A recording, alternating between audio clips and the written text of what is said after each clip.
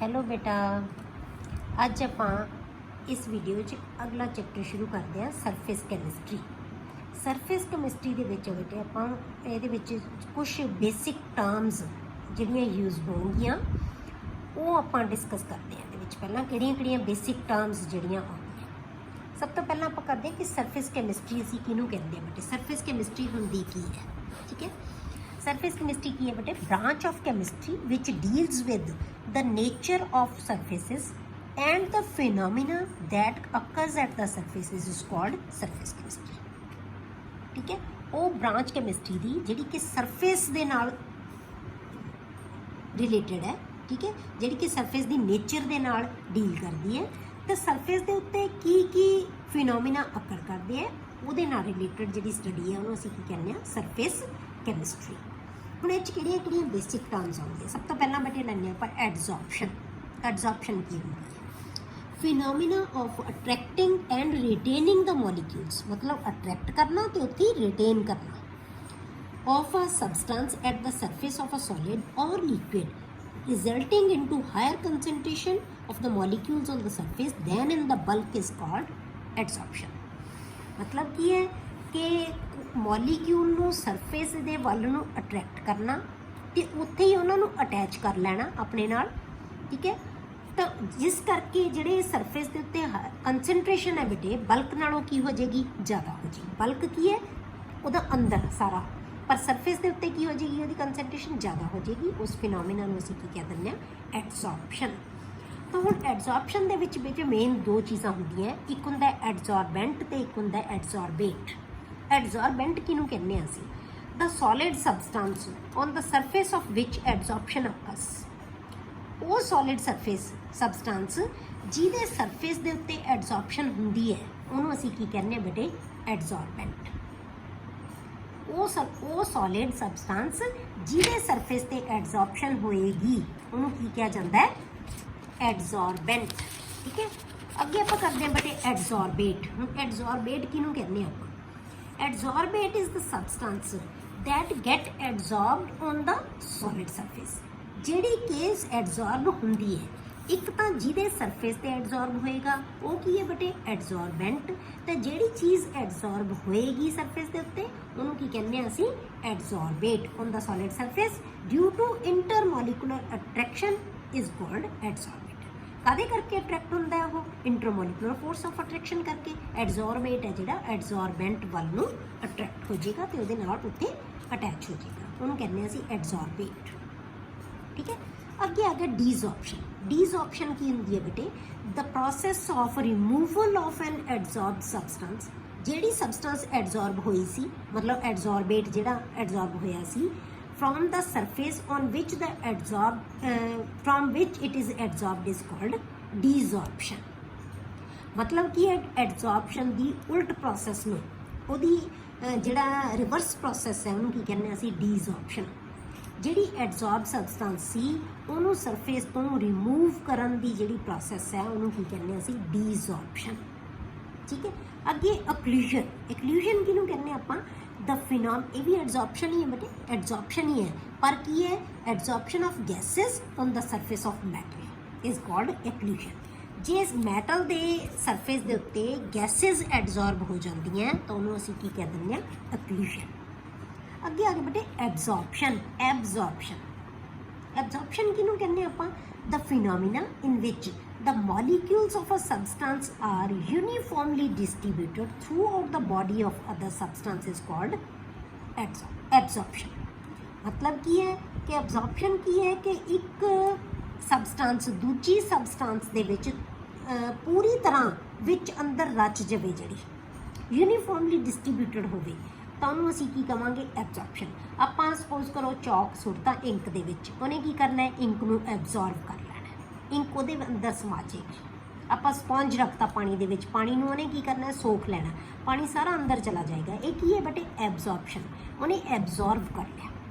समझ आ गई? एब्जॉर्प्शन की सी सिर्फ सरफेस ते होएगी, एब्जॉर्प्शन की होएगी बल्क दे विच होएगी। एब्जॉर्प्शन कंसनट्रेशन ज़्यादा कित्थे होएगी? सरफेस ते, बल्क नालों पर जिहड़ी एब्जॉर्प्शन है ਉਹਦੇ थ्रू आउट सेम होएगी, सरफेस ते ज़्यादा नहीं होएगी, यूनीफॉर्मली डिस्ट्रीब्यूटेड होंगे जिहड़े पार्टिकल्स उन्हें एब्जॉर्ब कीते हैं। ठीक है, अगला है जिहड़ा टर्म है बेटे वो हैगी है एब्जॉर्प्शन।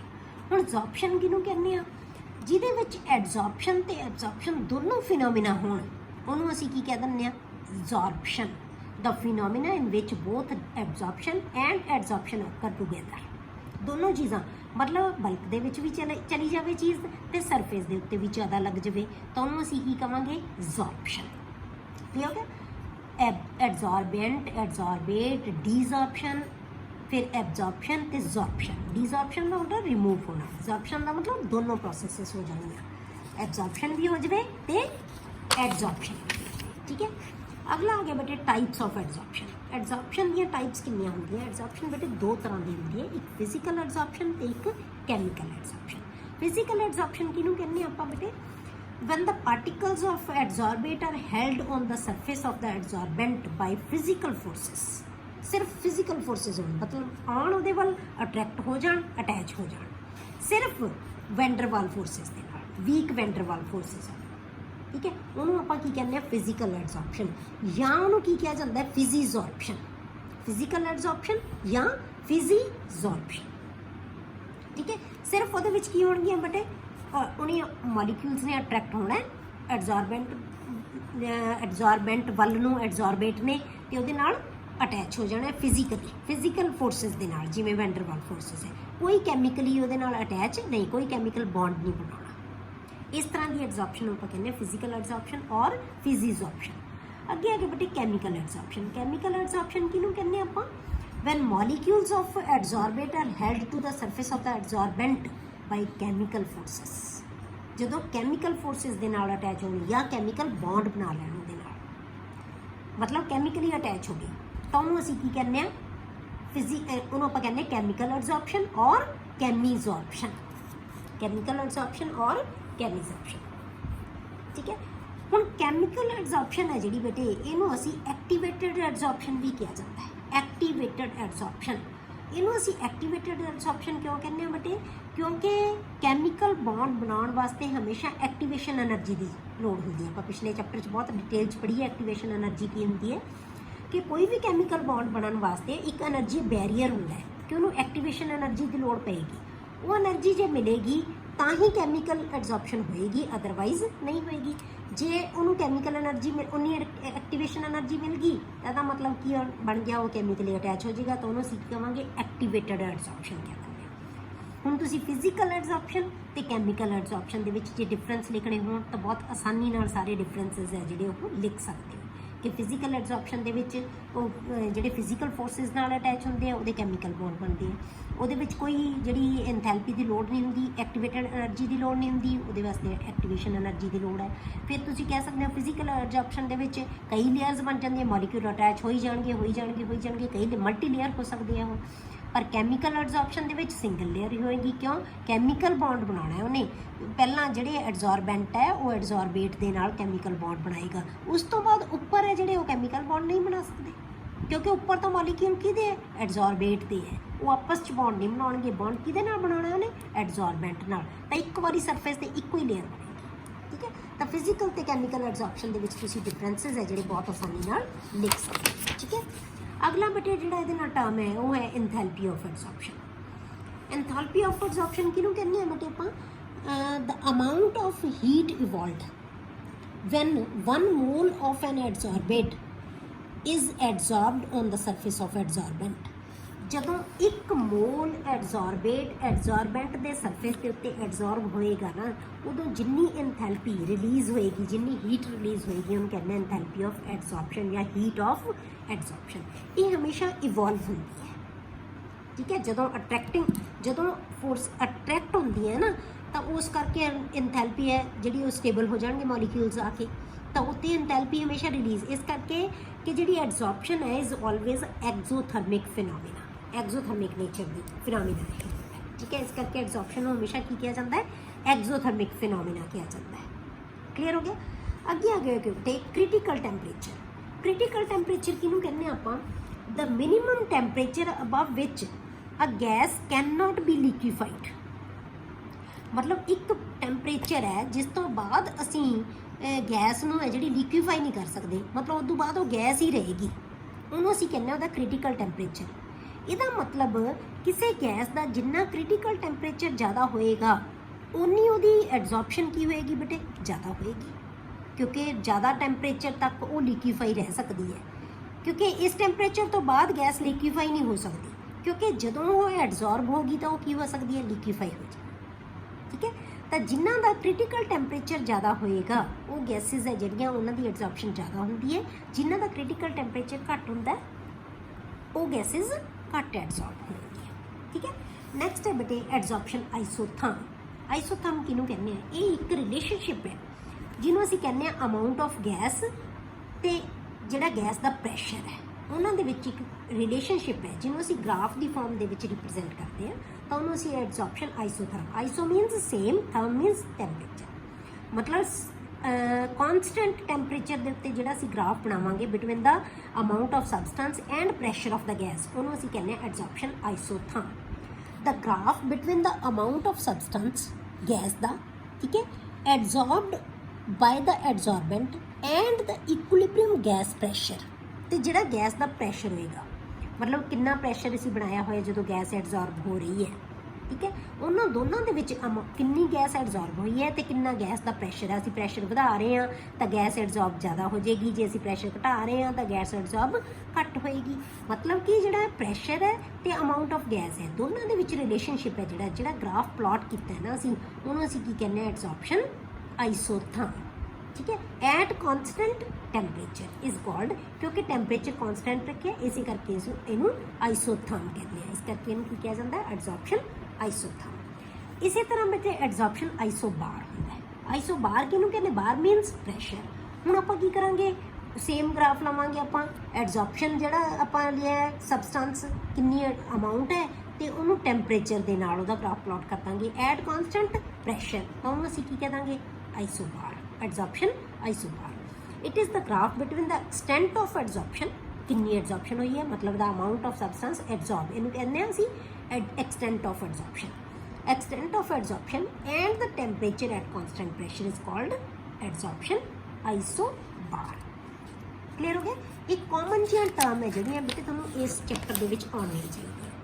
अगे आ गया कैटलिस्ट, ये आप डिटेल च पिछले चैप्टर च किया सी, दोबारा आप कर लैंदे हां कि कैटलिस्ट असीं किहनूं कहने आ substance which alters the rate of reaction and itself remains chemically and quantitatively unchanged after the reaction is called catalyst.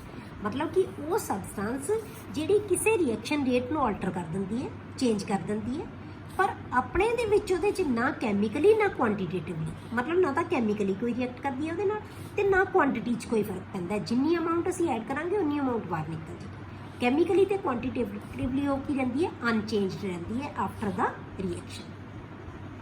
उस सबसटेंस नूं आपां की कहने बेटे कैटलिस्ट। ते जिहड़ा इहदा फिनोमिना है, जिहड़ी इहदी प्रॉपर्टी है उहनूं की कहा जाता है catalysis, and the phenomena is called catalysis, तो जिन्होंने असीं कैटालाइज्ड रिएक्शंस कहते हैं। ठीक है, अगला है बेटे प्रमोटर्स एंड पॉइजनस, कि इन्होंने कहने हैं प्रमोटर्स की होंदी है the substance that enhance the activity of catalyst, जिहड़ी कि वो सबसटेंस जिहड़ी कि कैटालिस्ट की एक्टिविटी नूं वधा दिंदी है, उन्होंने प्रमोट करती है, उन्होंने की कहने असीं प्रमोटर। ठीक है, मतलब एक कैटालिस्ट असीं ऐड करता, वो रेट ऑफ रिएक्शन नूं वधा रहा है। ठीक है, जिवें आपां अमोनीया की फॉर्मेशन दे विच आयरन पा लैंदे आ, उहदे विच मॉलिब्डेनम पा दिंदे आपां, वो की है प्रमोटर है। उहदी मतलब जिहड़ी एक्टिविटी है ना कैटालिस्ट की, उहदी एक्टिविटी नूं वधा दिंदा है, तो उहनूं की कहा जांदा बेटे प्रमोटर। अगे है पॉइजनस, पॉइजन नाम तो ही क्लीयर होंदा है, जिहड़ा एक्टिविटी नूं घटा देवे। The substance that decrease the activity of catalyst, जिहदी प्रेजेंस के नाल एक्टिविटी जिहड़ी कैटालिस्ट की एक्टिविटी है ना वो स्लो डाउन हो जाए, तो उन्होंने आपां की कह दिंदे आ कैटालिटिक पॉइजन। वो पॉइजन है जिहड़ा कि एक्टिविटी नूं घटाएगा। क्लीयर हो गया। अगे आगे बटे activity and selectivity of catalyst. हुण एक्टिविटी ते सिलेक्टिविटी च की फर्क है, किहड़ा असीं जिहड़ा एक्टिविटी होएगी कैटालिस्ट की, किहड़ी असीं सिलेक्टिविटी लैनी कि सिलेक्ट करना है कैटालिस्ट। ठीक है। ਅਸੀਂ ਇਹ ਦੋ ਚੀਜ਼ਾਂ ਦੇਖ ਕੇ ਕੈਟਾਲਿਸਟ ਜਿਹੜਾ ਚੂਜ਼ ਕਰਦੇ ਹਾਂ, ਐਕਟੀਵਿਟੀ ਤੇ ਸਿਲੈਕਟਿਵਿਟੀ ਦੇਖ ਕੇ। ਐਕਟੀਵਿਟੀ ਕੀ ਹੈ? The ability of a catalyst to increase the rate of reaction. ਕੋਈ ਵੀ ਕੈਮੀਕਲ ਰਿਐਕਸ਼ਨ ਦੀ ਰੇਟ ਨੂੰ ਇਨਕਰੀਜ਼ ਕਰਨੀ ਹੈ, ਜਿਹੜੀ ਉਹਦੀ ਐਬਿਲਿਟੀ ਹੈ, ਉਹਨੂੰ ਕਹਿੰਦੇ ਅਸੀਂ ਉਹਦੀ ਐਕਟੀਵਿਟੀ। ਕਿ ਜਿੰਨਾ ਥੋੜਾ ਅਮਾਊਂਟ ਲੈ ਕੇ ਉਹਨੂੰ ਇਨਕਰੀਜ਼ ਕਰਦਾ, ਇਹਦਾ ਮਤਲਬ ਐਬਿਲਿਟੀ ਕੀ ਹੈ ਉਹਦੀ ਜ਼ਿਆਦਾ ਹੈ, ਉਹ ਰੇਟ ਨੂੰ ਜ਼ਿਆਦਾ ਇਨਕਰੀਜ਼ ਕਰ ਸਕਦਾ ਹੈ। ਜੇ ਅਸੀਂ ਜ਼ਿਆਦਾ ਅਮਾਊਂਟ ਲੈਣੀ ਪਈ ਤਾਂ ਇਹਦਾ ਮਤਲਬ ਉਹਦੀ ਐਕਟੀਵਿਟੀ ਕੀ ਹੈ ਬੇਟੇ? ਘੱਟ ਹੈ, ਉਹਦੀ ਐਬਿਲਿਟੀ ਹੈ ਘੱਟ ਹੈ। ਕਿ ਕਿਸੇ ਰਿਐਕਸ਼ਨ ਨੂੰ ਕੈਟਾਲਾਈਜ਼ ਕਰਨ ਦੀ ਐਬਿਲਿਟੀ ਹੈ ਨਾ ਜਿਹੜੀ, ਉਹ ਕੀ ਹੈ? ਰੇਟ ਆਫ ਰਿਐਕਸ਼ਨ ਨੂੰ ਵਧਾਉਣ ਦੀ ਐਬਿਲਿਟੀ ਹੈ ਜਿਹੜੀ, ਉਹਨੂੰ ਕੀ ਕਿਹਾ ਜਾਂਦਾ? ਉਹਦੀ ਐਕਟੀਵਿਟੀ ਆਫ ਕੈਟਾਲਿਸਟ। ਠੀਕ ਹੈ। ਨੈਕਸਟ ਹੈ ਬੇਟੇ ਸਿਲੈਕਟਿਵਿਟੀ ਆਫ ਕੈਟਾਲਿਸਟ। ਹੁਣ ਸਿਲੈਕਟਿਵਿਟੀ ਅਸੀਂ ਕਿਹਨੂੰ ਕਹਿੰਦੇ ਆ? The ability of catalyst to direct the reaction to a particular product, to give a particular product is called selectivity। मतलब ਕੀ ਹੈ ਕਿ ਕੈਟਾਲਿਸਟ ਹੈ ਨਾ ਜਿਹੜਾ ਬੇਟੇ, ਇਨਆਰਗੈਨਿਕ ਕੰਪਾਊਂਡਸ ਦੇ ਵਿੱਚ ਜਿਹੜੇ ਕੈਟਾਲਿਸਟ ਹੈ, ਅਸੀਂ ਇੱਕੋ ਹੀ ਕੈਟਾਲਿਸਟ ਹੈ ਜਿਹੜਾ ਉਹ ਕਈ ਤਰ੍ਹਾਂ ਦੇ ਰਿਐਕਸ਼ਨਸ ਦੇ ਵਿੱਚ ਯੂਜ਼ ਹੋ ਜਾਂਦਾ ਹੈ। ਠੀਕ ਹੈ, ਅਲੱਗ-ਅਲੱਗ ਤਰ੍ਹਾਂ ਦੇ ਰਿਐਕਸ਼ਨਸ ਦੇ ਵਿੱਚ ਯੂਜ਼ ਹੋ ਜਾਂਦਾ ਹੈ। ਤਾਂ ਕਿਸੇ ਉਹ ਹੁਣ ਇੱਕ ਕੈਟਾਲਿਸਟ ਪਾਉਣ ਨਾਲ ਇੱਕ ਹੀ ਤਰ੍ਹਾਂ ਦੀ ਪ੍ਰੋਡਕਟ ਬਣੇ ਕਿ ਅਸੀਂ ਕਿਹੜੀ ਪ੍ਰੋਡਕਟ ਅਸੀਂ ਲੈਣੇ ਚਾਹੁੰਦੇ ਹਾਂ ਤਾਂ ਕਿਹੜਾ ਕੈਟਾਲਿਸਟ ਅਸੀਂ ਐਡ ਕਰੀਏ, ਉਹਨੂੰ ਅਸੀਂ ਕਹਿੰਦੇ ਹਾਂ ਸਿਲੈਕਟਿਵਿਟੀ ਆਫ ਕੈਟਾਲਿਸਟ। ਕਿ ਕਿਹੜੀ ਜਿਹੜੀ ਆਪਾਂ ਪ੍ਰੋਡਕਟ ਬਣਾਉਣੀ ਹੈ ਤਾਂ ਉਹਦੇ ਵਾਸਤੇ ਸਾਨੂੰ ਕਿਹੜਾ ਕੈਟਾਲਿਸਟ ਲੈਣਾ ਚਾਹੀਦਾ ਹੈ। ਤਾਂ ability of catalyst to direct the reaction to a particular product is called selectivity, ਉਹਨੂੰ ਅਸੀਂ ਸਿਲੈਕਟਿਵਿਟੀ ਕਹਾਂਗੇ। ਤਾਂ ਇਹ ਜਿਹੜੀਆਂ ਜਨਰਲ ਜੀਆਂ ਟਰਮਸ ਹੈ ਬੇਟੇ, ਜਿਹੜੀਆਂ ਕਿ ਤੁਸੀਂ ਯਾਦ ਰੱਖਣੀ ਹੈ ਇਸ ਚੈਪਟਰ ਦੇ ਵਿੱਚ, ਕਿ ਕੀ ਜਿਹੜੀਆਂ ਚੀਜ਼ਾਂ ਦਾ ਧਿਆਨ ਰੱਖਣਾ ਚਾਹੀਦਾ ਸਾਨੂੰ ਸਰਫੇਸ ਫਿਨੋਮੀਨਾ ਨੂੰ ਪੜ੍ਹਨ ਲਈ। ਓਕੇ, ਹੁਣ ਨੈਕਸਟ ਜਿਹੜੇ ਹੈਗੇ ਇਹਦੀਆਂ ਟਰਮਸ ਆਪਾਂ ਨੈਕਸਟ ਵੀਡੀਓ ਦੇ ਵਿੱਚ ਕਰਾਂਗੇ।